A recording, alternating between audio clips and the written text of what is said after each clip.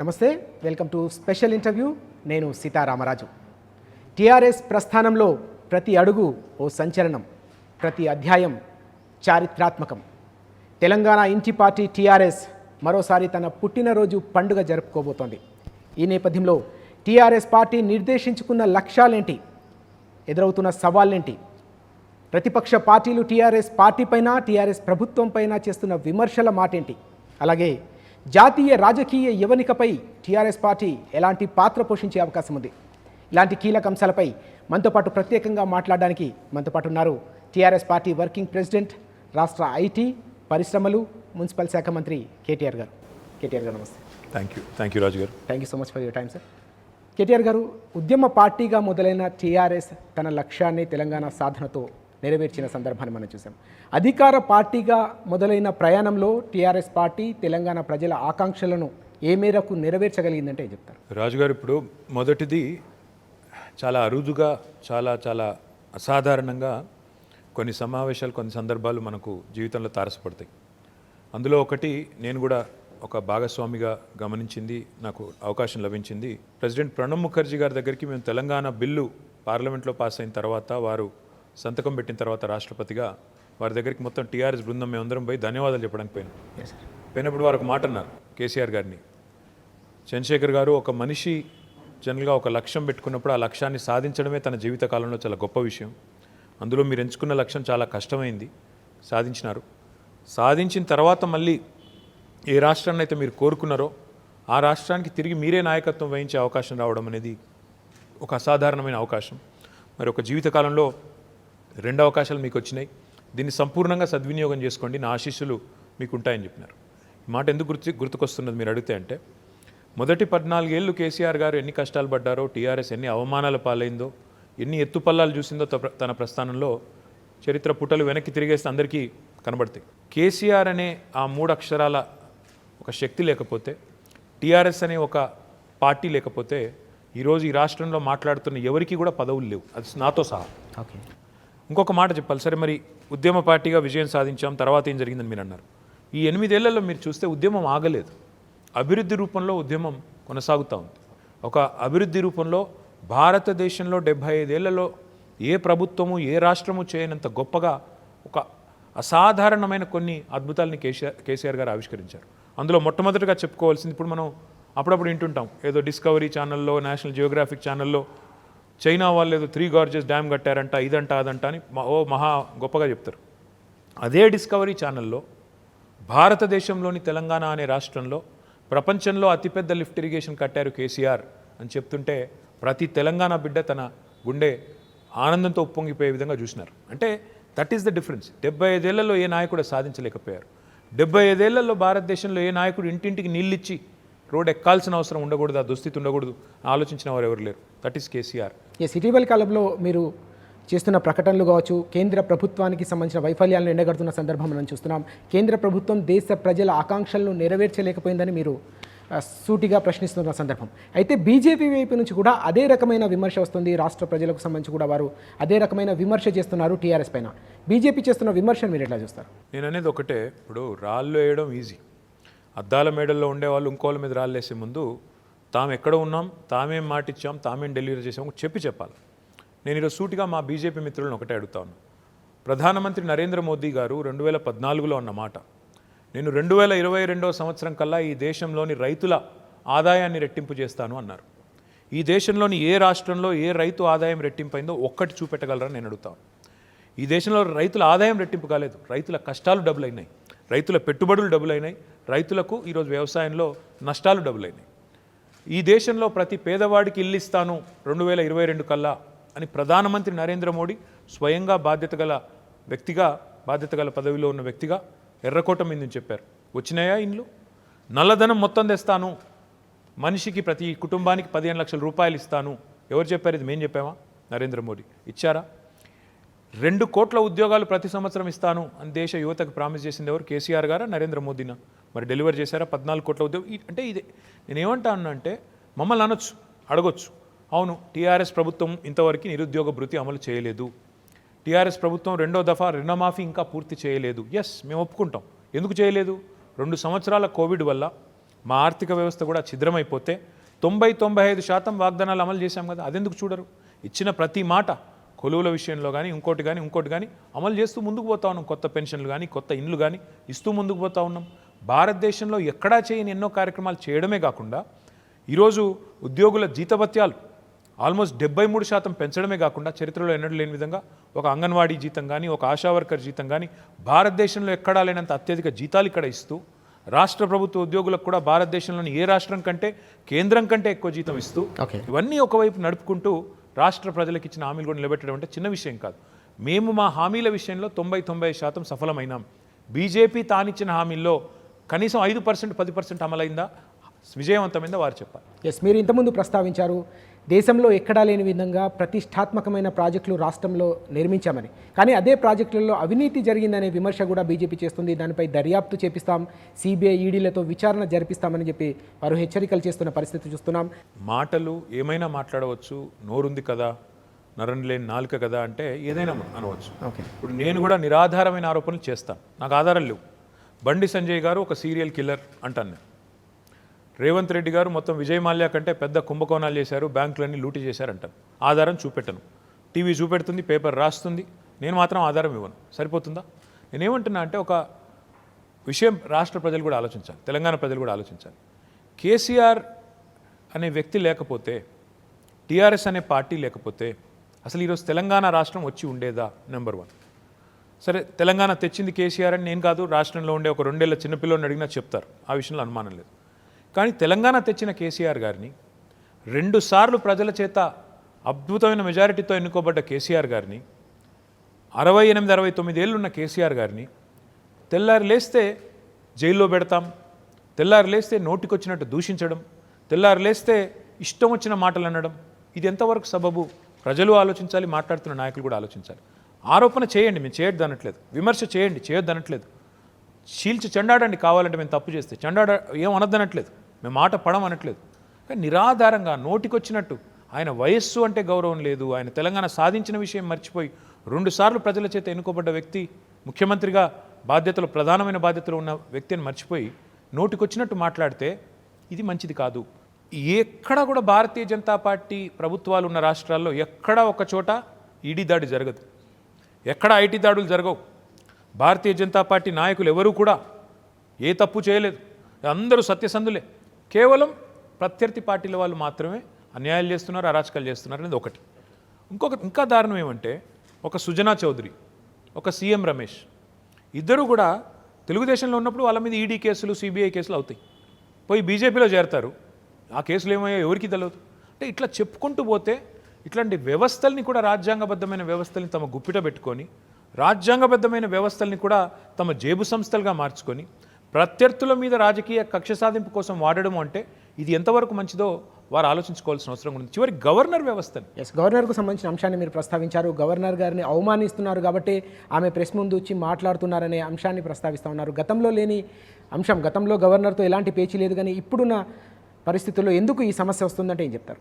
రాజుగారు, ఇప్పుడు నిన్న రాత్రి గవర్నర్ గారు ఒక ట్విట్టర్లో ఒక ట్వీట్ పెట్టారు. భారతదేశ ప్రధాని మోదీ గారి ఆశీర్వాదం మేరకు తెలంగాణలో 33 మెడికల్ కాలేజీలను పెట్టారు. నేను ఈరోజు దయచేసి గవర్నర్ గారు, వారంటే మాకు గౌరవం ఉంది, వారిని నేను హృదయపూర్వకంగా విజ్ఞప్తి చేస్తా ఉన్నాను. తెలంగాణ ప్రజలకి అసత్యాలు చెప్పకండి. అది కూడా మీరు ఒక పదవిలో ఉన్న వ్యక్తి, అసాధారణమైన ఒక రాజ్యాంగబద్ధమైన పదవిలో ఉన్న వ్యక్తి. తెలంగాణలో కేసీఆర్ గారు మంజూరు చేసిన జిల్లాకు ఒక మెడికల్ కాలేజీలో 1 పైసానన్నా కేంద్ర ప్రభుత్వానికి ఉందా? లేకపోతే ఈ రకంగా అసత్యాలు ప్రచారం చేస్తే ఒక బీజేపీ సామాన్య కార్యకర్త చేసిందంటే అర్థం చేసుకోవచ్చు. ఎందుకంటే వాళ్ళంతా వాట్సాప్ యూనివర్సిటీలో ఏదొచ్చినా నమ్ముతారు వాట్సాప్లలో. రాజ్యాంగబద్ధమైన పదవిలో ఉన్న గవర్నర్ గారు ఈ రకంగా మాట్లాడితే మేము ఎట్లా అర్థం చేసుకోవాలి? ఇది మాత్రమే కాదు, ఇది మొదటిసారి కాదు వారు చెప్పింది.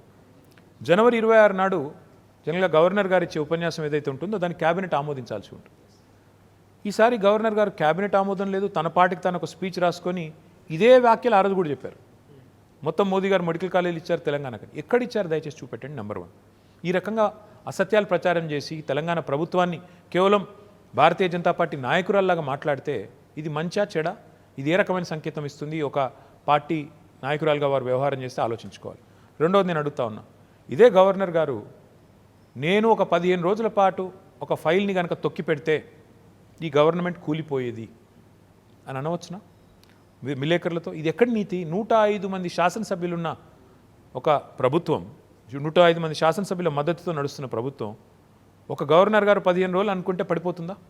ఇది ఇది ఇది ఈ వ్యాఖ్యలు చేయవచ్చునా ఒక పార్టీ కార్యకర్తలాగా? ఇవన్నింటికి మించి నేను అడుగుతా ఉన్నది, నరేంద్ర మోదీ గారు స్వయంగా అన్నారు, తాను ముఖ్యమంత్రిగా ఉన్నప్పుడు, వారన్నమాట గుజరాత్ ముఖ్యమంత్రిగా ఉన్నప్పుడు, రాజకీయేతర వ్యక్తులనే పెట్టాలి గవర్నర్లుగా, రాజకీయాలకు సంబంధం ఉన్న వాళ్ళని పెట్టి మమ్మల్ని ఇబ్బంది పెడుతున్నారని ఒక ముఖ్యమంత్రిగా ఆనాడు అప్పటి ప్రధానమంత్రిని 2012-13 ఆ టైంలో మోదీ గారు స్వయంగా మాట్లాడారు. సర్కారియా కమిషన్ గురించి, పూంచ్ కమిటీ రిపోర్ట్ గురించి, వాళ్ళు గవర్నర్ల ఎంపిక పైన చేసిన వ్యాఖ్యల గురించి అన్నీ ప్రస్తావిస్తూ మోదీ గారు స్వయంగా గంభీరమైన ఉపన్యాసం ఇచ్చినారు. మరి ఈరోజు ఏంది పరిస్థితి? ఎస్, రైతులకు సంబంధించిన అంశాన్ని తీసుకుంటే వరి ధాన్యానికి సంబంధించిన కొనుగోలు విషయంలో కేంద్ర ప్రభుత్వానికి వ్యతిరేకంగా ఢిల్లీ వరకు మీరు వెళ్ళి ధర్నా చేసిన సందర్భాన్ని మనం చూసాం ముఖ్యమంత్రి గారి సారథ్యంలో. అయితే ఇప్పుడు వరి ధాన్యం కొనుగోలు రాష్ట్రంలో ప్రారంభమైన నేపథ్యంలో తమ ఒత్తిడి వల్లే రాష్ట్ర ప్రభుత్వం కొంటుందని ఇటు బీజేపీ అటు కాంగ్రెస్ చెప్తున్నాయి. వారు చేస్తున్న ప్రకటన మీరు నేను అనేది ఏమంటే, చంపిన వాడే సంతాపం చెప్తే ఎట్లా ఉంటుందో ఇది అట్లాగే ఉంది. ఎందుకంటే తానే మర్డర్ చేసి తానే వచ్చి మళ్ళీ ఫోటో ముందు దండం పెట్టి సంతాపం చెప్తే ఎట్లా ఉంటుందండి? ఎంత ఎబ్బెట్టుగా ఉంటుంది, ఎంత అసహ్యంగా ఉంటుంది. జరిగింది ఏంది అసలు? పోయిన యాసంగి, ఈ యాసంగి కాదు, పోయిన యాసంగి 2021 సంవత్సరం యాసంగి పంట కోతకొచ్చినప్పుడు స్వయంగా గౌరవ ముఖ్యమంత్రి గారు ఆదేశం ఇస్తే నేను కూడా మా సహచర మంత్రులతో సహా కేంద్ర మంత్రి పీయూష్ గోయల్ దగ్గరికి పోయినాం. సార్, మీరు ఒకటి అర్థం చేసుకోండి, గతం నుంచి కూడా food corporation of India Telangana నుంచి బియ్యం కొంటున్నది, అది ముడి బియ్యమా ఉప్పుడు బియ్యమా అన్నది పక్కన పెడితే 2 కొంటున్నారు. ఇప్పుడు కూడా అట్లే కొనండి, ఇప్పుడేమో మీరు కొన అంటున్నారు. ఇది మంచిది కాదు, ఎందుకంటే మా రైతులు నష్టపోతారు. మా దగ్గర ఉండే ఉష్ణోగ్రతలు అట్లుంటాయి. ఆ ఉష్ణోగ్రతల వల్ల యాసంగిలో వచ్చే బియ్యం నూకలు అవుతుంది. నూకలు కావద్దంటే ఉప్పుడు బియ్యం చేయాలి. ఉప్పుడు బియ్యం చేస్తే మరి మీరు కొన అంటున్నారు, ఎట్లా పోవాలి, ఎడికి పోవాలని అడిగి ఆయన స్ట్రైట్గా మా ముఖం మీద చెప్పింది, మేము కొనమండి, మా దగ్గర నిల్వలు ఉన్నాయి, 4 ఏళ్ళకి సరిపడా నిల్వలు ఉన్నాయి, మేము కొనం, ఎక్స్పోర్ట్ చేయడానికి కూడా అవకాశాలు లేవు అని చెప్పి నిర్ద్వందంగా చెప్పి, మీరు రైతులకు చెప్పుకోండి, వరి వేయొద్దని చెప్పండి, అట్లా ఇట్లా అని చెప్పి వారు గట్టిగా ఖరాఖండిగా చెప్పింది. చెప్తే మేము అదే మాట వచ్చి ముఖ్యమంత్రి గారికి చెప్తే వారన్నారు, మరి ఏం చేస్తాం, మనం కొనవలసిన వారు రాజ్యాంగం ప్రకారం ఎవరైతే తీసుకోవాలో వడ్లు వాళ్ళు తీసుకున్నట్టే మనం ఏం చేస్తాము, అదే మాట రైతులకు చెప్దాం, విజ్ఞప్తి చేద్దాం, దండం పెట్టుకుందాం, కడుపులో పెట్టి చూసుకున్నాం రైతులను. మనం రైతు బీమా ఇచ్చుకున్నాం, రైతు బంద్ ఇస్తున్నాం, దేశంలో ఎవరు చేయని విధంగా 24 గంటల కరెంట్ ఇస్తున్నాం, నీటి తీరువా రద్దు చేసుకున్నాం, రైతు వేదికలు కట్టి రైతులను సంఘటితం చేస్తున్నాం, పెట్టుబడులు బ్రహ్మాండంగా ఇవ్వడమే కాకుండా ఎరువులు విత్తనాలు టైంకి ఇస్తున్నాం, ఊరూర కొనుగోలు కేంద్రాలు పెట్టి మరీ కరోనా సమయంలో రైతులను ఆదుకున్నాం, కడుపులో పెట్టి చూసుకున్నాం, మద్దతు ధర కూడా కేంద్రం టైంకు ఇచ్చిన అయ్యపోయిన పైసలు మనం సంవత్సరానికి ఒక 1000-1500 కోట్ల నష్టాన్ని భరిస్తూ రైతులను కాపాడుకున్నాం.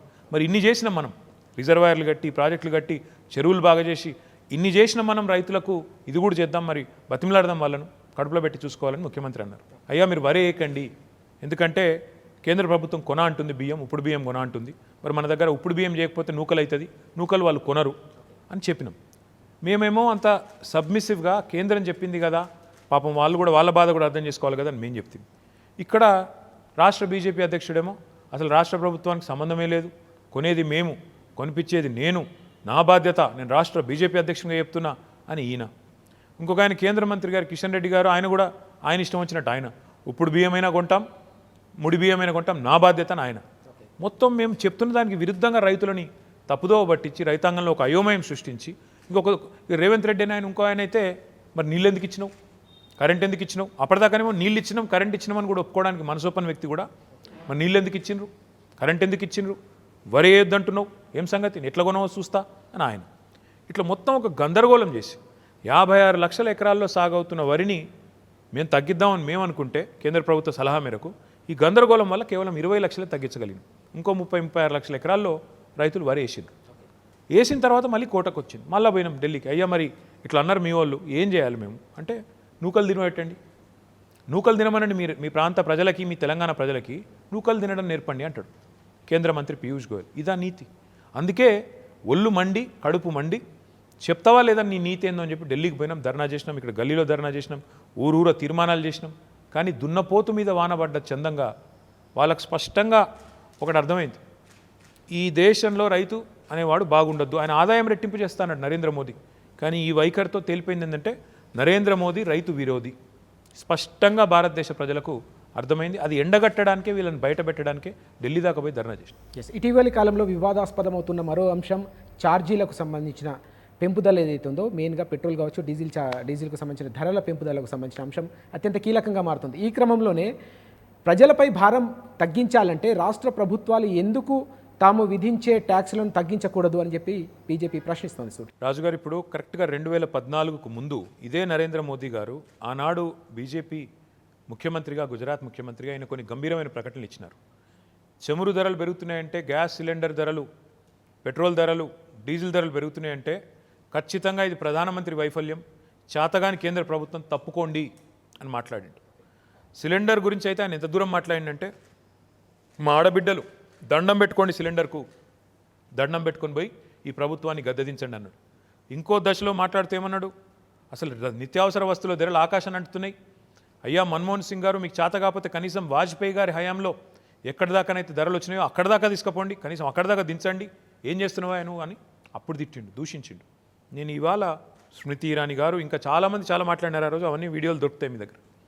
నేను ఇవాళ భారతీయ జనతా పార్టీ నాయకులను ఒక్కటే అడుగుతున్నాను, మీరు అధికారంలోకి వచ్చినాడు 2014లో ముడి చమురు అంటే క్రూడ్ ఆయిల్ బ్యారెల్ ధర $105 2014లో. ఆ రోజు లీటర్ పెట్రోల్ ధర $70. ఈరోజు 7.5 ఏళ్ల తర్వాత, 8 ఏళ్ల తర్వాత ముడి చమురు ధర, బ్యారెల్ క్రూడ్ ఆయిల్ ధర మళ్ళీ గదే $105, $106 ఆడికాడికే ఉంది, పెద్ద మారలేదు. కిందికి పోయింది, మళ్ళీ పైకి పోయింది, వచ్చి అక్కడికే ఉంది. కానీ పెట్రోల్ ధర ఎంత అయింది? $120 అయింది, $50 పెరిగింది. మరి ఈ $50 తెలంగాణ ప్రభుత్వం ఏమైనా పెంచిందా? తమ వ్యాట్ ఏమైనా, మీరే అన్నారు కదా రాష్ట్రాలు పన్నులు తగ్గిస్తే బాగుంటుందేమో అని. తెలంగాణ ప్రభుత్వం 2015 జనవరిలో వ్యాట్ 35%గా నిర్ణయం తీసుకుంది. అప్పటి నుంచి ఇప్పటివరకు 7 ఏళ్లలో 0.5% కాదు కదా, 0.0001% కూడా తెలంగాణ ప్రభుత్వం పెంచలేదు. ఎక్కడున్నదో అక్కడనే ఉంది. మరి ఆ రోజు $70 ఉన్న పెట్రోలు 2014-15లో ఈరోజు 120 ఎట్లయింది? ఈ ప్రశ్నకు సూటిగా సమాధానం చెప్పే సత్తా కేంద్ర ప్రభుత్వంలో ఉండే నాయకులకు కానీ, బీజేపీ నాయకులకు కానీ ఉందా? లేదు. ఎందుకు జరిగింది ఇది అంటే, ఈ $50 పెరుగుదలకు ఒకటే కారణం, కేంద్ర ప్రభుత్వం అన్యాయంగా, అక్రమంగా ఈ దేశ ప్రజల మీద సెస్ రూపంలో, ఎక్సైజ్ డ్యూటీల రూపంలో వేసిన అదనపు భారం. అందులో ఒక్క పైసా కూడా మనకు రాదు, అది కూడా చెప్తా ఉన్నాం, మీకు రాష్ట్రాలకు రాదు. ఈ సెస్సుల రూపంలో ఇప్పటివరకు గత 7 ఏళ్లలో కేంద్ర ప్రభుత్వం సంపాదించింది, వసూలు చేసింది, మన తోలు తీసింది 26 లక్షల కోట్ల రూపాయలు. నేను ఇవాళ అడుగుతా ఉన్న కేంద్ర ప్రభుత్వాన్ని, మీకు నిజంగా చిత్తశుద్ధి ఉంటే, ఈ దేశ ప్రజల మీద ప్రేమ ఉంటే, రాష్ట్ర ప్రభుత్వాలను నిందించడం, ఫలానా రాష్ట్రంలో ఎక్కువ ఉందని, ఫలానా రాష్ట్రంలో తక్కువ ఉందని మాట్లాడడం కాదు. సెస్సులు మొత్తం ఎత్తేయండి, దేశ ప్రజలకు మళ్ళీ $70 పెట్రోల్ ఇద్దాం, $60 డీజిల్ ఇద్దాం, మేము రెడీగా ఉన్నాం. You take out cess, complete cess రద్దు చేయండి. ప్రజలు కష్టాల్లో ఉన్నారు, రద్దు చేస్తే తప్పకుండా మళ్ళీ ధరలు, పాత ధరలు 2014 ధరలు వస్తాయి, మీకు కూడా మంచి పేరు వస్తుంది. దయచేసి ఆ నిర్ణయం వెంటనే తీసుకోవడానికి విజ్ఞప్తి చేస్తాం. ఎస్, రాష్ట్ర ప్రభుత్వం ఇటీవల తీసుకున్న నిర్ణయం జీవో 111కు సంబంధించిన రద్దుకు సంబంధించిన అంశాన్ని కొంతమంది హర్షిస్తూ ఉంటే, కొంతమంది దాన్ని రాజకీయ కోణంలో చూస్తున్న పరిస్థితి కూడా కనిపిస్తుంది. వారు లేవనెత్తుతున్న అంశాలను మీరు ఎట్లా చూస్తారు? సింపుల్ బ్రదర్, ఇప్పుడు ప్రతి దానిలో రాజకీయమే చేస్తాం, రాద్ధాంతం చేస్తామంటే ఎట్లా? 2014కు పూర్వం ఆనాడు కాంగ్రెస్ ప్రభుత్వం ఉన్నప్పుడే, రాజశేఖర రెడ్డి గారు ప్రభుత్వంలో ఉన్నప్పుడే ముఖ్యమంత్రిగా 2008 ఆ ప్రాంతంలోనే 111 జీవోకి సంబంధించి అంత రంగం అంతా వారు సిద్ధం చేశారు. ఆ ప్రాంతంలో 84 గ్రామాల్లో ఉండే ప్రజలు ఈరోజు కాదు, దాదాపు 1996 నుంచి తర్వాత నుంచే కొట్లాడుతూ ఉన్నారు, మాకు ఈ జీవో రద్దు చేయాలి. ఒక టీఆర్ఎస్ కాదు, కాంగ్రెస్, బీజేపీ, అప్పుడున్న టీడీపీ, తర్వాత టీఆర్ఎస్, 4 పార్టీలు కూడా అక్కడ ఆ ఏరియాలో ఎన్నో సభల్లో, సమావేశాల్లో, ఎన్నికల్లో మేమందరం వాగ్దానాలు ఇచ్చాం, ఈ జీవో రద్దు చేస్తాం. మా ముఖ్యమంత్రి గారు 2014లో, 17లో, 18లో, 19లో చేవెళ్ళ ఎంపీ రంజిత్ రెడ్డి గారి ఎన్నికల ప్రచారంలో, అక్కడ యాదయ్య గారు మా ఎమ్మెల్యే గారి ప్రచార కార్యక్రమంలో, రాజేంద్రనగర్లో ప్రకాష్ గౌడ్ గారి ప్రచార కార్యక్రమంలో పాల్గొన్నప్పుడు, ఆ సభల్లో పాల్గొన్నప్పుడు అన్ని చోట్ల హామీ ఇచ్చారు. వికారాబాద్లో ఇచ్చారు హామీ, 111 జీవో రద్దు చేస్తామని. ఎన్నికలకు ముందు బాజాప్తా లక్షల మంది ప్రజల ముందే జీవో రద్దు చేస్తామని చెప్పింది టీఆర్ఎస్. ఎంతోమంది చెప్పిన మాట నిలుపుకున్నది టీఆర్ఎస్. ఇప్పుడు దాని మీద కూడా రాద్ధాంతం చేస్తామంటే వీళ్ళు ఏమంటారు, ఏదో ఇన్సైడర్ ట్రేడింగ్ జరిగింది. నేను అడుగుతా ఉన్నా, ఇన్సైడర్ ట్రేడింగ్ ఏంది అసలు? ధరణి పోర్టల్ వచ్చిన తర్వాత ఎవరికి ఎక్కడ భూములు ఉన్నాయో మొత్తం పారదర్శకంగా చూడవచ్చు. ఇప్పుడు మాకు నిజంగానే వీళ్ళు ఏమంటారు మాట్లాడితే, ఏదో ముఖ్యమంత్రి గారి కుటుంబానికి భూములు ఉన్నాయి, తీయండి, ఎవరెవరికి ఎన్ని భూములు ఉన్నాయో తీయండి. నిజంగా మేము చెప్పిన దానికంటే మాకేమైనా ఎక్కువ ఉంటే, మేము మా అఫిడవిట్లలో చెప్పిన దానికంటే ఎక్కువ ఏమైనా ఉంటే వాళ్ళకే రాసిద్దాం, మాకేం అభ్యంతరం లేదు. పార్టీకి సంబంధించిన అంశాన్ని తీసుకుంటే, ఇటీవలి కాలంలో ఖమ్మంలో కావచ్చు, రామాయంపేటలో జరిగిన సంఘటనలను మీరు ఏ విధంగా చూస్తూ ఉన్నారు? కొన్ని చోట్ల ప్రభుత్వ నిర్వహణలో రాష్ట్రం నడుపుతున్న క్రమంలో కొన్ని చోట్ల కొన్ని దురదృష్టకరమైన సంఘటనలు జరిగినప్పుడు ఎవరైనా మనుషులమే బ్రదర్. ఇప్పుడు మేము రాజకీయాల్లో ఉండవచ్చు కాక, ఒక బాధ్యతలో ప్రజలిస్తే ఉండవచ్చు కాక, కానీ కొన్ని ఉదంతాలు జరిగినప్పుడు మనసు కదిలిపోతుంది. రామాయంపేటలో ఒక తల్లి కొడుకు ఆత్మహత్య చేసుకున్నారు అంటే డెఫినెట్గా మనసున్న ఏ ఒక్కరికైనా కూడా బాధ కలుగుతుంది. మాకు కూడా కలిగింది. కాబట్టే వెంటనే నేను మా ఎమ్మెల్యే గారు పద్మ గారికి ఫోన్ చేసిన, పద్మా దేవేందర్ రెడ్డికి. అక్క ఏమైంది, ఏం జరిగింది, నిజంగానే వీళ్ళు అంటున్నట్టు ఆ మున్సిపల్ చైర్మన్ తప్పు చేస్తే ఫస్ట్ తప్పు చేసినా చేయకపోయిన ఆరోపణ వచ్చింది, సరెండర్ చేయండి, అరెస్ట్ చేయండి, తర్వాతనే ఇంకో మాట అని చెప్పి అరెస్ట్ చేయించాము. అరెస్ట్ అయ్యి ఆయన జ్యుడిషియల్ రిమాండ్ పోయాడు. ఇతర చోట్ల కూడా ఎక్కడైనా సంఘటనలు జరిగితే ఈ ప్రభుత్వం, తెలంగాణ రాష్ట్ర సమితి ప్రభుత్వం తమాతర భేదాలు లేకుండా ఎవరైనా సరే, ఎంత పెద్దవారైనా సరే వదిలిపెట్టకుండా లోపల పెట్టాం. వదిలిపెట్టకుండా వారి మీద న్యాయ విచారణ జరిపించాం. న్యాయ విచారణ, పోలీసుల విచారణ జరిగిన తర్వాత ఒకవేళ తప్పు ఉందని తెలితే తప్పకుండా వారి మీద ఇంకా ఏమైనా క్రిమినల్ చర్యలు చట్టపరంగా కానీ అదర్వైజ్ పార్టీ పరంగా కానీ తీసుకోవాల్సి వస్తే కూడా తప్పకుండా తీసుకుంటాం. ఎక్కడ వెనక్కిపోలే. మా మీద ఆరోపణలు చేసే మా ప్రత్యర్థులు వారు ఒక మాట వారు కూడా చెప్పాలి. మరి ఉత్తరప్రదేశ్లోని లఖ్మీపూర్ కేరీలో ఒక కేంద్ర మంత్రి గారి కుమారుడు తాను స్వయంగా బండి నడుపుతూ 8 మంది రైతులు మీదికి బండి ఎక్కించి 8 మందిని తొక్కి చంపాడు. మొత్తం వీడియో ఫుటేజ్ ఉంది. కనీసం ప్రధానమంత్రి గారు ఈరోజు వరకు సానుభూతి చెప్పినరా? ఆ మంత్రి గారిని పదవి నుంచి తప్పించినరా? మేమేమో మా నాయకులు ఉన్నా ఎవరున్నా తీసుకుపోయి లోపల పెడుతున్నాం, అవసరమైతే సస్పెండ్ చేస్తున్నాం, పార్టీపరమైన చర్యలు తీసుకుంటున్నాం. అంటే వారు చేయలేదు కాబట్టి మేము చేయమన్న మాట నేను అనట్లేదు. మేము డెఫినెట్గా చర్య తీసుకుంటాం, అందులో వెనక్కి తగ్గం. అల్టిమేట్గా రాష్ట్రం ముఖ్యం, వ్యక్తులు ముఖ్యం కాదు. మా ఆచరణ చూడండి. ఒక ఇట్లాంటి సంఘటన జరిగినప్పుడు ప్రభుత్వం ఎట్లా స్పందించింది, ప్రభుత్వం చిత్తశుద్ధితో వ్యవహరించిందా లేదా? ఇటీవలి కాలంలో మనం చూస్తున్నాం కొన్ని జిల్లాల్లో పార్టీలో అంతర్గత కుమ్ములాటలు జరుగుతున్నాయి, ఆధిపత్య పోరు జరుగుతుందనే కథనాలు పత్రికల్లో మనం చూస్తున్నాం. నిజంగానే అలాంటి పరిస్థితి ఉందా?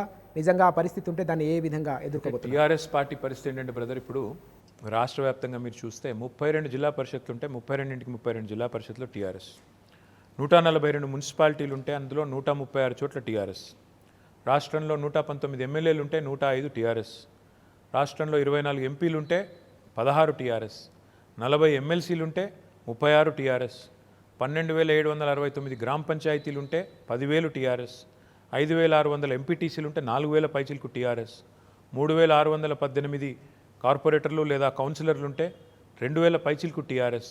ఇట్లా సింగిల్ విండోలు 973 ఉన్నాయి, అందులో టీఆర్ఎస్. జెడ్పీటీసీలు 539 ఉంటే 470 టీఆర్ఎస్. ఇట్లా చూస్తూ పోతే కింది నుంచి మీద దాకా అన్ని చోట్ల కూడా టీఆర్ఎస్ చాలా బలమైన శక్తిగా ఆవిర్భవించింది. అట్లా జరిగినప్పుడు ఏమవుతుంది సహజంగా అంటే, ఒక పార్టీలో ఉంటే మాకు ప్రజల ఆదరణ ఉంటుంది అనుకున్నప్పుడు చాలామంది నాయకులు చేరుతారు ఒక సమూహంలో. చేరినప్పుడు సహజంగా ఉండేది ఒక పదవి, లేదా ఆ గ్రామంలో కానీ ఆ క్షేత్రంలో కానీ ఒకటో రెండో పదవులు ఉంటాయి. వాటి కోసం పోటీ ఉంటుంది. ఆ పోటీ ద్వారా కొంత స్పర్ధ కూడా వస్తుంది, అప్పుడప్పుడు కొంత అది బయటపడుతుంది. సో ఇది అత్యంత సహజమైన, ఒక రకంగా చెప్పాలంటే ప్రజాస్వామ్యంలో ఆరోగ్యకరమైన పరిణామం. హద్దు దాటినంత వరకు, హద్దు దాటితే తప్పకుండా పార్టీ పరంగా చర్య తీసుకుంటాం. కానీ ఇది పోటీ ఉండడం అనేది ఆరోగ్యకరమైన పరిణామం. ఎందుకంటే ఈరోజు మా ప్రత్యర్థులను చూస్తే భారతీయ జనతా పార్టీ పోయినసారి 108 స్థానాల్లో, శాసనసభ స్థానాల్లో డిపాజిట్ వాళ్ళది గల్లంతైంది. కాంగ్రెస్ పార్టీ కూడా కనాకష్టం మీద 19 స్థానాలు గెలిచింది పోయిన శాసనసభ ఎన్నికల్లో. కాబట్టి వారికేమో టికెట్లు ఇస్తామంటే దొరికేటోళ్ళు లేరు, వచ్చేటోళ్ళు లేరు, తీసుకునేటోళ్ళు లేరు. వాళ్ళ ఆశంతా టీఆర్ఎస్ దిక్కే ఉంది. ఇక్కడ ఏమైనా అసంతృప్తులు ఉన్నాయా, ఇక్కడ నుంచి ఎవరైనా బయటకు వస్తే మేమే టికెట్లు ఇచ్చుకుందామా, మాకెవరైనా క్యాండిడేట్ దొరుకుతారా, ఈ ఆలోచనతో ఉన్నారు.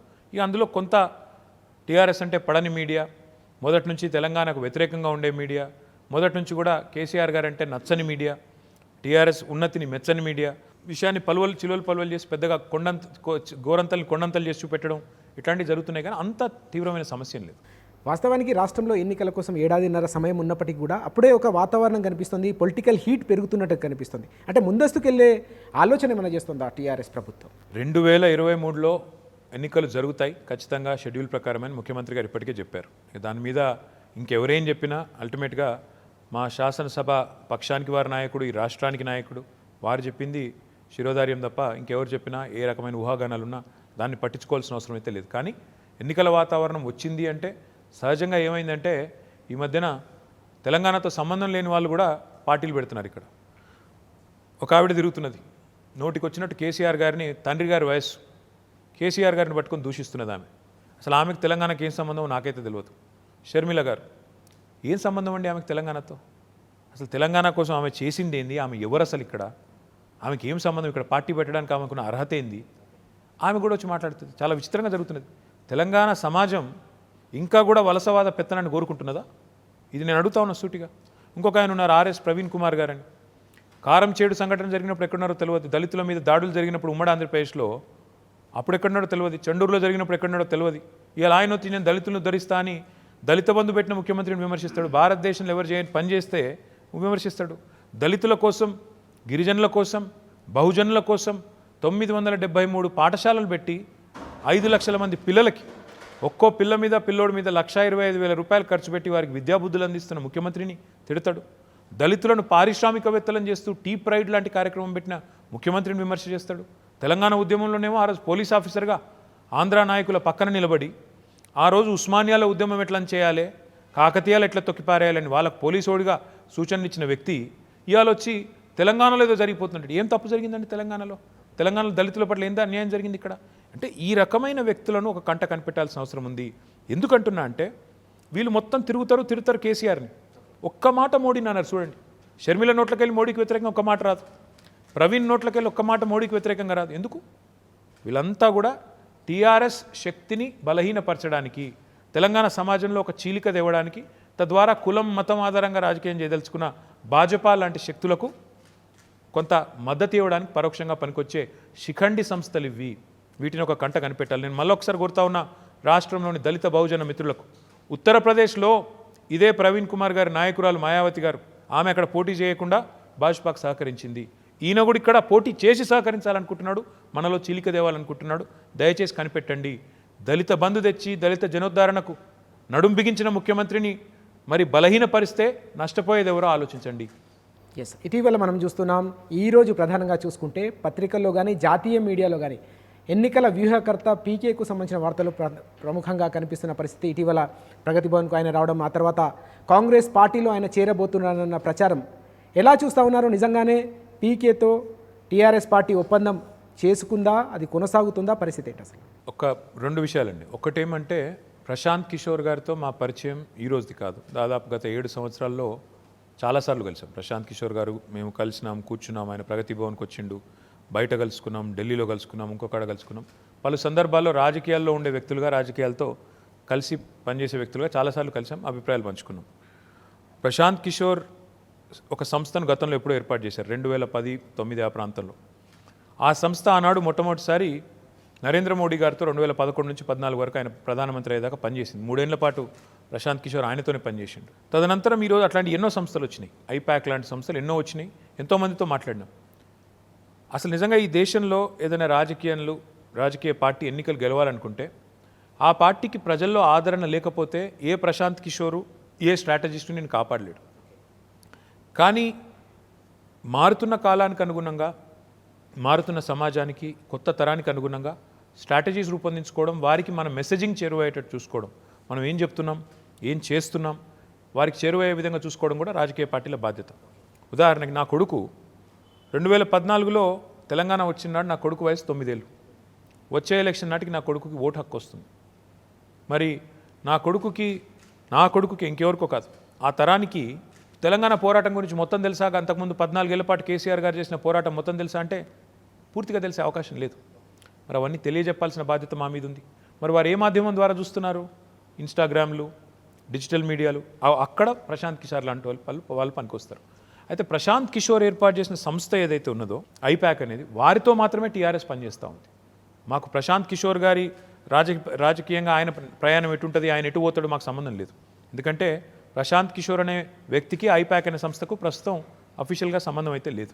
కాబట్టి ఇంకెవరైనా దీన్ని రంధ్రాన్వేషణ చేసి చిలువలు పలువలు చేసి ఏదో లేనిదేదో ఊహించుకుంటామంటే అది వారి విఘ్నతకు వదిలేద్దాం. ఎందుకంటే మళ్ళా చెప్తా ఉన్న, ప్రశాంత్ కిషోర్ ఒకవేళ కాంగ్రెస్లో పోయినా కాంగ్రెస్ పార్టీని ఆయన కాదు కదా ఎవరు కూడా కాపాడలేరు. ఎందుకంటే అది మునిగిపోయిన నావా, ఒక సిక్కైపోయిన యూనిట్, దాన్ని ఎవరు కూడా కాపాడలేరు. సరే ప్రశాంత్ కిషోర్ గారిలో పోయి ఆయన వ్యక్తిగతంగా నష్టపోతా అంటే అది ఆయన ఇష్టం, మాకు సంబంధం. మీరు మునిగిపోయిన నావా అంటున్నారు.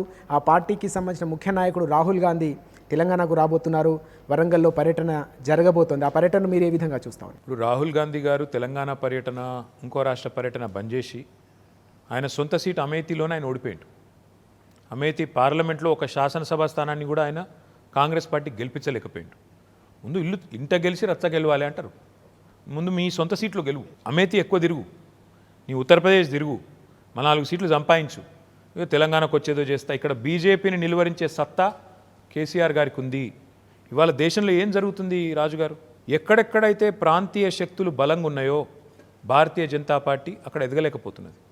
అది మీరు తెలంగాణ కావచ్చు, పశ్చిమ బెంగాల్ కావచ్చు, ఢిల్లీ కావచ్చు, పంజాబ్ కావచ్చు, లేదా కేరళ కావచ్చు, ఇంకొక తమిళనాడు కావచ్చు, ఇంకోటి కావచ్చు. కానీ ఎక్కడైతే కాంగ్రెస్ ముఖాముఖి తలపడుతున్నదో బీజేపీతో, Congress is the biggest asset for BJP. ఈరోజు భారతీయ జనతా పార్టీ శక్తి ఏంది, మోడీ యొక్క అతిపెద్ద బలం ఏంటంటే కాంగ్రెస్, రాహుల్ గాంధీ. వీళ్ళ చాతగాంతనమే ఆయన బలం, వీళ్ళ అసమర్థత, వీళ్ళ దక్షత లేని నాయకత్వమే ఆయనకు అతిపెద్ద అసెట్. దురదృష్టం ఏంటంటే చేయాల్సిన పని చేయకుండా, ఇంట గెలిచి రచ్చగెలవకుండా ఉత్తరప్రదేశ్లో, మధ్యప్రదేశ్లో, రాజస్థాన్లో, ఛత్తీస్గఢ్లో, గుజరాత్లో ఎక్కడనైతే ప్రత్యక్షంగా భాజపా కాంగ్రెస్ తలపడుతున్నాయో అక్కడ ఫోకస్ చేయి. ఇక ఈ గట్టుకురాళ్ళు మోసి ఇక్కడ చేసేదేం లేదు, ఇక్కడ నేను గెలిపించేది ఎవరు లేరు, నీకున్న 4 సీట్లు కూడా ఇక్కడ పోయేదే ఉంది తప్ప వచ్చేదైతే కొత్తగా ఏం లేదు. ఎందుకు అంటున్నా ఈ మాట అంటే, కాంగ్రెస్ పార్టీ మొన్న హుజూరాబాద్ ఎన్నికల్లో తొడగొట్టింది, సవాల్ చేసింది. కొత్త పీసీసీ అధ్యక్షుడు కూడా మేము గెలిచేస్తున్నాం అన్నాడు. ఎన్ని ఓట్లు వచ్చినాయండి? 3,000 ఓట్లు. డిపాజిట్ కోల్పోయింది. గతంలో 60,000 ఓట్లు వస్తే మొన్న 3,000 ఓట్లు వచ్చింది. అది వారి బలానికి సంకేతం. చివరిగా జరిగింది అదే ఎన్నిక కదా. అంటే ఇది ఒకటే కాదు, కాంగ్రెస్ పార్టీతో వచ్చిన చిక్కేందంటే తెలంగాణకు సంబంధించిన ఏ అంశమైనా పార్లమెంట్లో రాహుల్ గాంధీ ఒక్కసారి ప్రస్తావించిండా? తెలంగాణకు ఒక జాతీయ ప్రాజెక్టుకు హోదా ఇవ్వకపోతే ఎందుకో రాహుల్ గాంధీ నోరు పెగలదు. తెలంగాణ వడ్లు కొనకపోతే ఎందుకో రాహుల్ గాంధీకి నోరు రాదు పార్లమెంట్ అడగాలని. తెలంగాణకు ఒక్క ఇన్స్టిట్యూట్ కూడా ఇవ్వకపోతే కేంద్ర ప్రభుత్వం ఎందుకో రాహుల్ గాంధీ మాట్లాడాడు. ఏం భయం నీకు అంతగానం? అందుకే నేను అంటా ఉన్నా, ఏనాటికైనా ఎప్పటికైనా తెలంగాణ ప్రజల రక్షణ, తెలంగాణ ప్రజల ప్రయోజనాలు కాపాడగలిగేది కేవలం ఒకే ఒక్క వ్యక్తి కేసీఆర్, ఒకే ఒక్క పార్టీ టీఆర్ఎస్ తప్ప. ఈ సంస్థలన్నీ కూడా అప్పుడప్పుడు గాలివాటం, ఏ రోటి కాడ ఆ పాట అన్నట్టు ఎప్పుడన్నా వాళ్ళకి బుద్ధి పుడితే అప్పుడు వచ్చి చుట్టపు చూపుగా వచ్చి టూరిస్ట్ మాదిరిగా చెయ్యూపిపోయేటోళ్ళే తప్ప మళ్ళీ తెల్లారలేసి ఇక్కడ ఉండేది టీఆర్ఎస్, కేసీఆర్. కాబట్టే తెలంగాణ ప్రజలు తమ స్వీయ రాజకీయ అస్తిత్వాన్ని కాపాడుకోవాలి, తమ ఇంటి పార్టీ టీఆర్ఎస్ను ఖచ్చితంగా కాపాడుకుని తీరాలి. జాతీయ రాజకీయాలకు సంబంధించిన అంశాన్ని ప్రస్తావిస్తే కేటీఆర్ గారు, ఇటీవలి కాలంలో మళ్ళీ నేషనల్ పాలిటిక్స్పై దృష్టి పెట్టినట్టుగా కనిపిస్తుంది టీఆర్ఎస్ పార్టీ. నిజంగానే నేషనల్ లెవెల్లో అలాంటి పొలిటికల్ వ్యాక్యూమ్ ఉన్నట్టుగా కనిపిస్తుంది? డెఫినెట్గా ఉందండి, అందులో ఏం అనుమానం లేదు. ఇప్పుడే నేను చెప్పినట్టు ఈ దేశంలో ఈరోజు బీజేపీ యొక్క అతిపెద్ద బలం ఏంటంటే కాంగ్రెస్. వీళ్ళ బలహీనత, వీళ్ళ దద్దమతనమే వాళ్ళ బలం. మరి అట్లాంటప్పుడు ఖచ్చితంగా ఈ దేశం మొత్తం చూస్తూ ఉంది. 75 ఏళ్ళు అయింది స్వాతంత్రం వచ్చి, ఇంకా ప్రతి ఊళ్ళో నీళ్లు లేవు, ప్రతి ఊరికి సాగునీరు రాదు, ఇంకా కరెంటు లేని గ్రామాలు, ఇంకా కష్టాలు కోకొల్లలు. 2 పార్టీలకు అవకాశం ఇచ్చిన ప్రజలు. 50 ఏళ్ళు ఒక పార్టీకి, 16-17 ఏళ్ళు ఇంకో పార్టీకి. ఇద్దరు ఫెయిల్ అయినారు. కాబట్టి దేశ ప్రజలు ఒక క్రెడిబుల్ ఆల్టర్నేటివ్ కోసం చూస్తున్నారు. అది ఏ రూపంలో వస్తుంది, ఎప్పుడు వస్తుంది, ఎట్లా వస్తుంది, కేసీఆర్ గారి ప్రయత్నాలు ఫలిస్తాయా, ఇవన్నీ కాలం సమాధానం చెప్తుంది. కానీ నాకైతే విశ్వాసం ఉంది. కేసీఆర్ గారు తెలంగాణ సాధన జరుగుతుంది, నేను చేస్తా, నేను సాధిస్తా అని బయలుదేరినాడు నవ్వినరు. మహాత్మా గాంధీ గారు ఒక మాట అన్నారండి, first they laugh at you, they mock you. అవమానిస్తారు, నవ్వుతారు, తర్వాత విమర్శిస్తారు, ఆఖరికి నువ్వు గెలుస్తావు. కేసీఆర్ ఏ పని చేసినా అట్లే అనిపిస్తుంది. కాళేశ్వరం కడతాం, ప్రపంచంలో అతిపెద్ద లిఫ్ట్ ఇరిగేషన్ అంటే కాదన్నారు, కట్టి చూపెట్టింది. ఇంటింటికి నీళ్ళు ఇస్తామంటే కాదన్నారు, రైతు బంధు ఇస్తామంటే కాదన్నారు, అన్నీ చేసి చూపెట్టినాం. తెలంగాణ సాధిస్తా అంటే కాదన్నారు, కేసీఆర్ గారు చేసి చూపెట్టిండ్రు. సో జాతీయ రాజకీయాల్లో కూడా ప్రముఖమైన పాత్ర తెలంగాణ ప్రజల దయతో పోషిస్తాము అని కేసీఆర్ గారు అంటే ఆయన ఉక్కు సంకల్పం కలిగిన మనిషి. డెఫినెట్గా సాధిస్తారని నేనైతే నమ్ముతాను. ఓకే, 2014 ముందు గుజరాత్కు సంబంధించి అక్కడ ముఖ్యమంత్రిగా ఉన్న మోదీ గారు గుజరాత్ మోడల్ను విస్తృతంగా ప్రచారం చేసిన సందర్భం మనం చూసాం. అక్కడ నుంచి ఆయన దేశ ప్రధానిగా ఎన్నికైన పరిస్థితిని మనం చూసాం. ఇప్పుడు మీరు తెలంగాణ మోడల్ అంటున్నారు. ఎందుకు తెలంగాణ మోడల్? దేశంలో ప్రజలు దాన్ని ఆశీర్వదించాలి, ఎందుకు దాన్ని అభినందించాలి? ఇప్పుడు 2014 పూర్వం మోదీ గారు గుజరాత్ ముఖ్యమంత్రిగా ఆయన చెప్పింది ఏంది? గుజరాత్ నమూనా, గుజరాత్ కా వికాస్ కా నమూనా, గుజరాత్ మాదిరిగానే దేశాన్ని మొత్తం చేస్తా అని చెప్పి చాలా చక్కటి మాటలు చెప్పారు. 2022 కల్లా ఆదాయం రెట్టింపు రైతులది అని రైతులను మొత్తం చెప్పిండ్రు. 2022 కల్లా ప్రతి మనిషికి, ప్రతి పేదవాడికి ఇల్లు అని మొత్తం దేశంలోని పేదవాళ్ళకి చెప్పిండ్రు. ప్రతి ఏటా 2 కోట్ల ఉద్యోగాలు దేశంలోని యువతకు చెప్పిండ్రు. మా ఆడబిడ్డలకి ఏం చెప్పిండ్రు? గ్యాస్ ధరలు, సిలిండర్ ధరలు, పెట్రోల్ డీజిల్ ధరలు తగ్గిస్తా, నిత్యావసరాల వస్తువుల ధరలు నియంత్రిస్తా అని మహిళా సోదరిమణులకి, కుటుంబాలకు చెప్పినారు. ఏ ఒక్క విషయం అన్నా సక్సెస్ఫుల్గా చేసిండ్రా? దేశంలో ఒక వాతావరణం, ఒక ఆశావహమైన వాతావరణం, నల్లధనం మొత్తం తెస్తా, వీళ్ళకి చేతగాలేదు, స్విస్ బ్యాంకులలో మూలుగుతున్నది, తెస్తా, లక్షల కోట్లు తెచ్చి ప్రతి మనిషికి, ప్రతి కుటుంబానికి 15 లక్షల రూపాయలు ఇస్తానడు. తెచ్చిండా? నేను అదే అంటున్నా, అది గోల్మాల్ గుజరాత్ మోడల్. మరి ఇక్కడనేమో ఉన్నది గోల్డెన్ తెలంగాణ మోడల్. తేడా ఏంది? ఇక్కడ ఇంటింటికి నీళ్ళు ఇస్తామన్నాం, ఇచ్చినాం. ఇక్కడ తెలంగాణను 1,00,00,000 ఎకరాల మాగాణం చేస్తామన్నాం, 1,50,00,000 ఎకరాల మాగాణం చేసినాం. తెలంగాణలో రైతులను ఆదుకుంటామన్నాం, ఒక రైతు బంధు, ఒక రైతు బీమా, 24 గంటల కరెంటు, బ్రహ్మాండమైన కార్యక్రమాలు దేశంలో ఎక్కడా లేనివి. నీటి తీరువ రద్దు, ఎరువులు విత్తనాలు, నకిలీ విత్తనాలు ఎవడన్నా చేస్తే పీడీ యాక్ట్ పెట్టడం, రైతు వేదికలు కట్టడం, రైతులను సంఘటితం చేయడం, చెరువులు బాగు చేయడం, కాలంతో పోటీ పడుతూ కాళేశ్వరం లాంటి ప్రాజెక్టులు కట్టడం, ఇవన్నీ చేసినాం.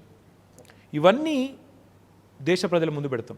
తెలంగాణలో 6.5 ఏళ్లలో ఒక సమ్మిళిత అభివృద్ధి సాధ్యమైనప్పుడు ఒకవైపు ఐటీ పరుగులు పెడుతోంది, మరొక వైపు వ్యవసాయం పరుగులు పెడుతున్నది, ఒకవైపు పరిశ్రమ పరుగులు పెడుతున్నది, ఇంకోవైపు పర్యావరణ హితంగా తెలంగాణ ఎదుగుతున్నది. 7% గ్రీన్ కవర్ పెరిగింది తెలంగాణలో, చెరువులు బాగైన మిషన్ కాకతీయతో.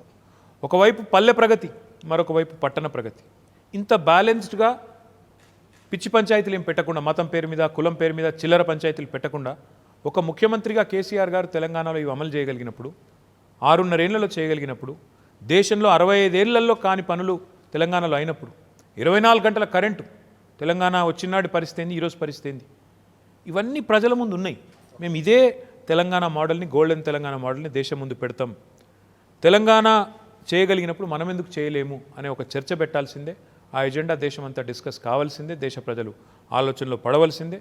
తప్పకుండా ఇది జరిగినప్పుడు దేశంలో ఒక మార్పు వస్తుంది. ఎస్, ఇటీవలి కాలంలో ఎన్నికలు జరిగే రాష్ట్రాల్లో పరిస్థితులు మనం చూస్తున్నాం. ఎన్నికల వాతావరణం రాగానే పూర్తిగా కొన్ని మతపరమైన సంఘర్షణలు కావచ్చు, రకరకాల భావోద్వేగమైన ప్రకటనలు మనం చూస్తున్నాం. అక్కడ ఎన్నికలను, ఆ ఎజెండాను డ్రైవ్ చేసే ప్రయత్నం జరుగుతున్నట్టుగా కనిపిస్తుంది. రానున్న రోజుల్లో తెలంగాణలో కనుక అలాంటి పరిస్థితి వస్తే దాన్ని మీరు ఏ విధంగా ఎదుర్కొనే అవకాశం ఉంది? అసమర్థుని జీవనయాత్ర అని ఒక పుస్తకం ఉందండి, గోపీచంద్ గారు అనుకుంటా రాసింది. ఎట్లుంటుందంటే, ప్రభుత్వ నిర్వహణలో వైఫల్యం చెందినప్పుడు, ప్రభుత్వ అధినేతలు అసమర్థులైనప్పుడు ఇట్లాంటి అంశాలు తెర మీదకి వస్తాయి. ఎందుకు? This is a diversionary tactic. ప్రజల దృష్టి మళ్లించాలి, భావోద్వేగాలు రెచ్చగొట్టాలి, పనికిమాలిన అంశాలు తీసుకొచ్చి సెంటర్ స్టేజ్లో పెట్టి అసలు ఇష్యూ మాట్లాడనీయొద్దు. ఏం జరుగుతుంది ఈ దేశంలో రాజుగారు? 45 ఏళ్లలో లేనంత నిరుద్యోగం ఈరోజు ఈ దేశంలో ఉంది. నేను చెప్పడంలా, కేంద్ర ప్రభుత్వమే చెప్తుంది, మినిస్ట్రీ ఆఫ్ స్టాటిస్టిక్స్ చెప్తున్నది. 30 ఏళ్లలో లేనంత ద్రవ్యోల్బణం ఈరోజు ఈ దేశంలో ఉంది మోడీ గారి నిర్వాహకం వల్ల. ఇది నేను చెప్పడం లేదు, కేంద్ర ప్రభుత్వ గణాంకాలు చెప్తున్నాయి, ఆర్బీఐ చెప్తున్నది. Consumer confidence is at its lowest అని ఆర్బీఐ యొక్క కన్జ్యూమర్ కాన్ఫిడెన్స్ సర్వే మన మార్చిలో వచ్చింది, వాళ్ళు చెప్తా ఉన్నారు. జాబ్ లేవు, నిరుద్యోగం ఉందని మేమంటే హిజాబ్ గురించి మాట్లాడదామని వాళ్ళు అంటారు. అంటే జాబా హిజాబా, ఈ దేశం ఆలోచించుకోవాలి. ఇప్పుడు ఏది జరగాలి చర్చ? అసలు విషయం ఏంది? నీళ్లు లేక, కరెంటు లేక, ఉద్యోగాలు లేక, ఎకానమీ పడిపోయి ఈ పరిస్థితిలో ఉంటే హలాల్, హిజాబ్, పాకిస్తాన్, ఆఫ్ఘనిస్తాన్, ఇంకెక్కువ మాట్లాడితే చైనా, ఇవి తప్ప వేరే అంశాలు లేవు ఆ దేశంలో. ఇంకెన్ని రోజులు సిగ్గు తెచ్చుకోకుండా ఎన్ని రోజులు మాట్లాడదాం? ఇంకా బంగ్లాదేశ్, పాకిస్తాన్తోనే పోటీ పడదామా? మనం పోటీ పడవలసింది ఎవరితో? చైనాతో, అమెరికాతో. మనం ఎక్కడున్నాం అసలు? ఈ దేశం 75 ఏళ్ళు స్వాతంత్రం వచ్చిన తర్వాత మతం పేరు మీద పంచాయతీలు, కులం పేరు మీద పంచాయతీలు, ఆర్థిక అభివృద్ధి గురించి మాట్లాడేది లేదు, ఉద్యోగాల గురించి మాట్లాడేది లేదు, ఉద్యోగ కల్పన ఎట్లా అన్న అంశం మీద చర్చించేది లేదు, వనరులను ఎట్లా కాపాడుకుని ఎట్లా పంచుకోవాలి. సముద్రంలోకి వేల టీఎంసీల నీళ్లు వృధాగా పోతుంటే, కరువుతో దేశంలోని రైతులు అల్లాడిపోతుంటే దాని గురించి సవరించాలనే ఆలోచన లేదు. ఎంతసేపు పనికిమాలిన ఆలోచనలు తప్ప ఇంకోట్లేదు. నేను ఒక్కటే ఆలోచించమని దేశ యువతని, ముఖ్యంగా మా తెలంగాణ యువతని అడుగుతా ఉన్నాను. యాపిల్ అని ఒక కంపెనీ ఉంటుందండి, ఈ ఐఫోన్లు, ఐప్యాడ్లు తయారు చేస్తుంది. ఆ కంపెనీ యొక్క సైజ్ ఎంతనో ఎరికేనా మీకు? $3 ట్రిలియన్. ఆ కంపెనీలో పనిచేసే ఉద్యోగులు 130,000 ఏమి ఉంటారు అంతే. భారతదేశం ఏమో 1,36,00,000 జనాభా కలిగిన దేశం. మన ఎకానమీ సైజ్ ఎంతో ఎరికేనా మీకు? యాపిల్ $3 ట్రిలియన్ కంపెనీ అయితే మన ఎకానమీ సైజ్ 2.8 ట్రిలియన్. సిగ్గుపడదామా, గర్వపడదామా? ఘనత వహించిన ప్రభుత్వాల నాయకత్వంలో ఏం సాధించామని పొంగిపోదాం. We are a poor country, third world country, ఎదుగుతున్న దేశం, అభివృద్ధి చెందుతున్న దేశం. ఈ దేశంలోని సామాన్యుడికి, ప్రజలకి కావాల్సిన ఎజెండా, నాకు ఇల్లు కావాలి, నా పిల్లోడికి మంచి చదువు కావాలి, మాకేమైనా ప్రాబ్లం వస్తే మంచి వైద్యం కావాలి, నాకు సోషల్ సెక్యూరిటీ ఉండాలి, శాంతియుతమైన వాతావరణంలో నా పిల్లోడు బయటికి పోతే ఇంటికి రావాలి అనే ఒక సామాన్యుడి కోరిక. అది పక్కన పెట్టి వ్యవస్థ వైఫల్యం, ప్రభుత్వ వైఫల్యం ఉంటే, చాతగాని ప్రభుత్వాలు ఉంటే, ఇగో ఈ ఇష్యూలన్నింటినీ మెదలు హనుమాన్ చాలీసాని చదువుదాం. చదువుని పోయి ఎవరొద్దన్నారు? ఎవరింట్లో వాళ్ళకు పూజా మందిరం ఉంది, చదువుని ఎవరిని వద్దన్నారా? ఎవరింట్లో ఏం చేస్తారు, ఎవరింట్లో ఏం బట్టలు వేసుకుంటారు, ఏం తింటారు, ఇదా చర్చ? ప్రభుత్వాలు చేయాల్సిన చర్చ ఇదా? ఏం జరుగుతోంది దేశంలో? ఒక మతాన్ని ఇంకో మతం గౌరవించని ఒక అసహనం ఎందుకు వస్తుంది దేశంలో? ఒకరినొకరు దూషించుకోవడం ఎందుకు? నేను నా దేవుణ్ణి కొలుస్తూ నేను యాత్ర చేసుకుంటా, చేసుకో, నో ప్రాబ్లం. కానీ ఇంకొకరిని రెచ్చగొట్టుడు, ఇంకొకరితో కావాలని కయ్యం పెట్టుకున్నాడు ఎందుకు? ఏ దేవుడు చెప్పిండు మతం పేరు మీద కొట్లాడమని? ఏ దేవుడు చెప్పిండు నా పేరు చెప్పి మీరు కొట్లాడండి అని? ఈ మాట అడిగితే కోపం వస్తుంది. ఏమనంటే నువ్వు యాంటీ నేషనల్, దేశద్రోహి, లేక నీకు ఇంకేదో ఇట్లా రకరకాల బిరుదులు కలిగించి ఇష్టం వచ్చినట్టు మాట్లాడు. ఇది మంచిది కాదు ఈ దేశం. ఆర్థిక సంక్షోభానికి సంబంధించిన పరిస్థితి శ్రీలంకలో మనం చూస్తూ ఉన్నాం. దేశంలోని యువతలో కూడా ఆ చర్చ ప్రారంభమైన పరిస్థితి మనం చూస్తున్నాం.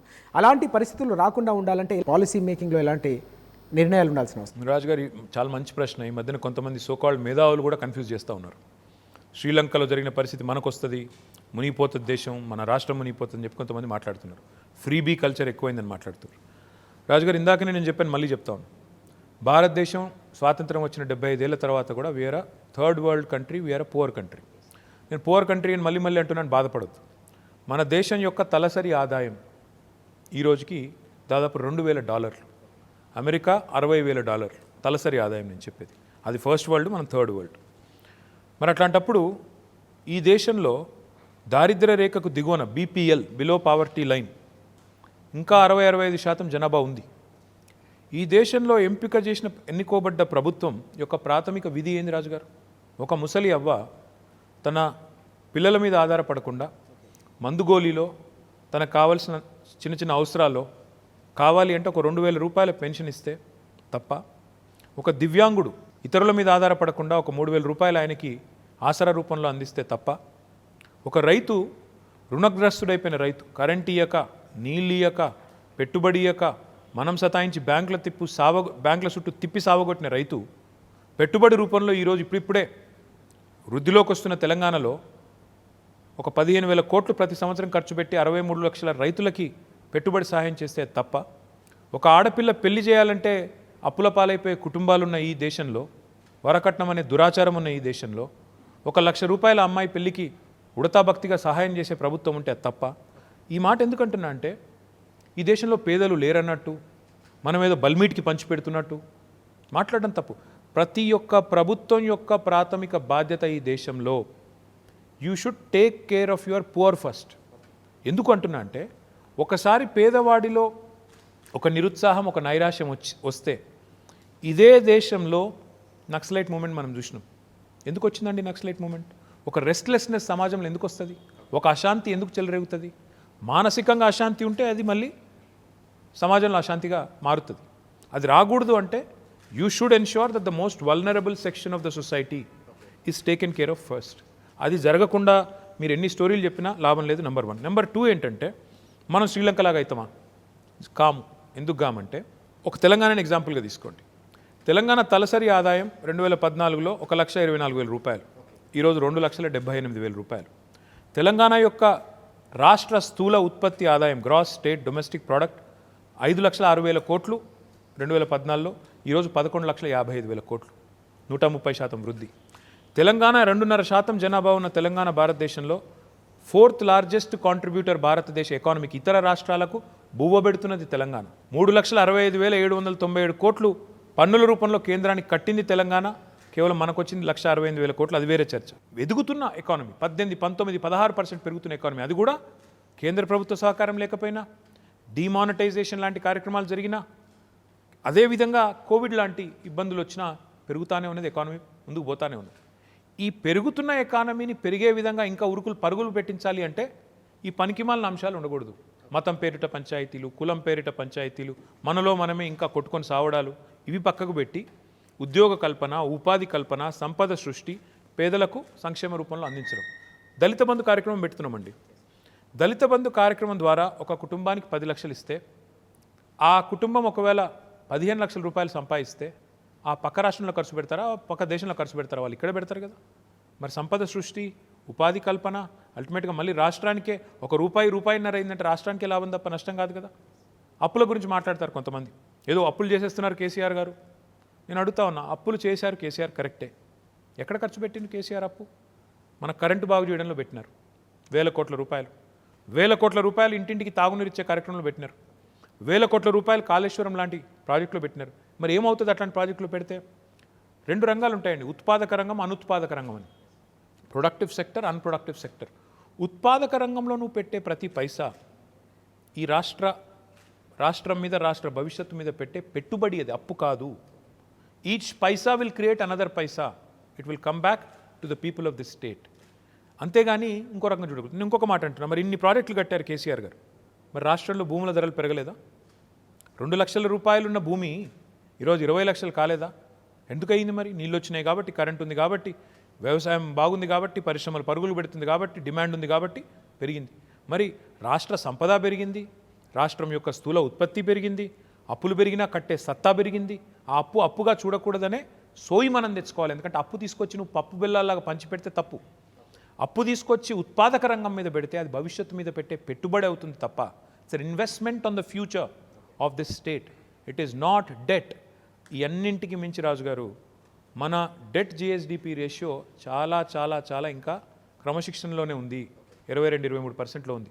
భారతదేశం యొక్క డెట్ జీడిపి రేషియో 65, అమెరికా యొక్క డెట్ జీడిపి రేషియో 108, జపాన్ యొక్క డెట్ జీడిపి రేషియో 200. మరి వాళ్ళకి మనకంటే తెలివి తక్కువ ఉందా, ఎక్కువ ఉందా? కాబట్టి ఎకానమీని అర్థం చేసుకునే వాళ్ళు ఈ రకంగా మాట్లాడడం కరెక్ట్ కాదు.